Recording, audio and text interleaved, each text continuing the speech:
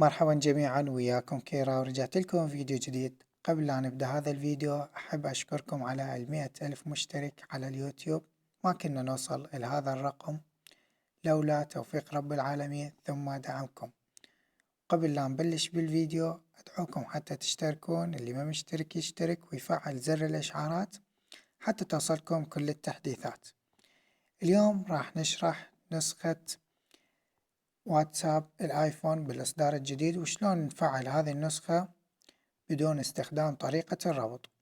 راح تكون عندكم نسختين بالوصف، النسخة الأولى اللي هي نسخة التفعيل، والنسخة الثانية اللي هي النسخة اللي راح تقدرون تستخدمونها.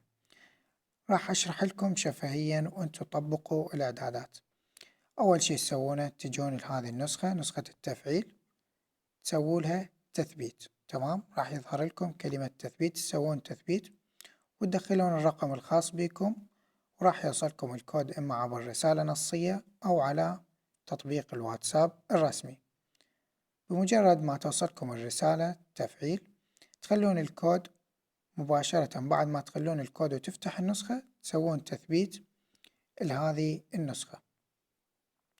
تسوي تثبيت كتحديث بهذا الشكل وراح تثبت نسخة فوق النسخة الأولى. واللي يسأل ليش ما استخدمت وطبقت الشرح على نسخة التفعيل، هذا بسبب جماعتنا فما أقدر أنشر الشرح كامل. الآن بعد ما كمل التثبيت نروح نفتح النسخة، وهذا هو راح يكون شكل النسخة ويانا. أول شي تسوونه تتوجهون إلى الإعدادات حتى نغير الشكل الخاص بالنسخة، نسويه بشكل الآيفون الحلو. نضغط على كلمة تفضيلات RC بهذا الشكل، بعدها نتوجه إلى كلمة ثيمات تضغطون عليها، بعدها تختارون تحميل ثيمات بهذا الشكل. راح تكون عندكم الثيم الداكن والثيم الفاتح، تقدرون تحملون الثيم على حسب رغبتكم. أنا راح أحمل أسوي تثبيت للثيم الفاتح، راح يتطبق وياي مباشرة. إذا كنتوا تريدون تنضمون على قناة المطور تضغطون كلمة موافق، راح يوديكم للقناة على التليجرام. الآن تغير شكل النسخة، توجه إلى الإعدادات حتى نسوي الخط والإيموجي بخط الآيفون. نضغط على الإعدادات، بعدها نختار تفضيلات RC وننزل إلى الحماية والخصوصية اللي راح تكون جميع خيارات الخصوصية، منها إخفاء مشاهدة الحالات وإظهار الرسائل المحذوفة وإخفاء آخر ظهور وتجاوز مشاهدة الصور ذاتية الانتهاء، كذلك إظهار الرسائل المعدلة والرسائل المحذوفة. تقدرون أيضا تخفون قراءة الرسائل عبر تفعيل هذه الاختيارات، كذلك تقدرون تقفلون التطبيق أو تخفون المحادثة وتقفلونها على حسب رغبتكم. نضغط رجوع ونتوجه إلى الإعدادات العامة، بعدها نختار الستايل ونختار هذا الستايل اللي هو iOS New إيموجي اللي راح يكون إيموجي الآيفون. نسوي له تنزيل، نضغط على زر التنزيل وراح يحمل ويانا. انتو تضغطون هنا بصف علامة التنزيل حتى يحمل الإيموجي وياكم وتحملون هذا ثاني إيموجي.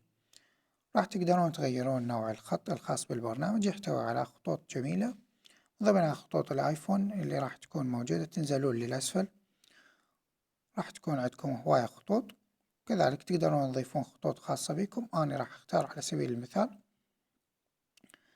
خط الآيفون العريض بهذا الشكل، أضغط عليه. تقدرون تضيفون خط خاص بكم من خيار تحميل الخط. كذلك راح تقدرون تغيرون الأيقونة الخاصة بالبرنامج من أحد الأيقونات اللي موجودة، ومجرد ما تضغطون عليها راح تتغير وياكم. على سبيل المثال أنا أختار هذه الأيقونة وراح تشوفون إنه الأيقونة تغيرت وياي مباشرة. الآن أدخل إلى البرنامج وراح تشوفون إنه الإيموجي والخط تغير ويانا. لو دخلنا على أي محادثة راح تشوفون إنه الستايل راح يكون ستايل الآيفون. ولو جربنا نكتب أي نص بهذا الشكل ونسوي له إرسال، مجرد ما نضغط عليه ضغطة مطولة راح تشوفون إنه علامة الطمس ظهرت واشتغلت وياي. كذلك لو جربنا نرسل أي إيموجي بهذا الشكل راح تشوفون إنه جميع الإيموجيات راح تكون موجودة عندي، وإيموجيات الآيفون الجديدة والقديمة راح تكون شغالة وياي.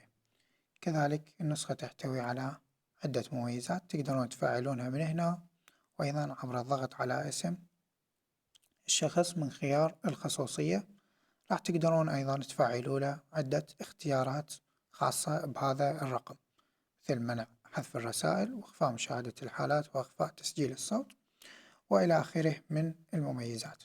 كذلك لو ضغطنا على أيقونة الاتصال راح تشوفون ظهرت ويانا عدة امتيازات أو عدة أدوات تقدرون تستخدمونها على حسب رغبتكم. وإلى هنا نكون وصلنا لنهاية النسخة، هنا نكون وصلنا لنهاية الشرح. إذا عجبكم الفيديو وعجبتكم النسخة لا تنسون تعطوني رأيكم بالتعليقات، وسلام.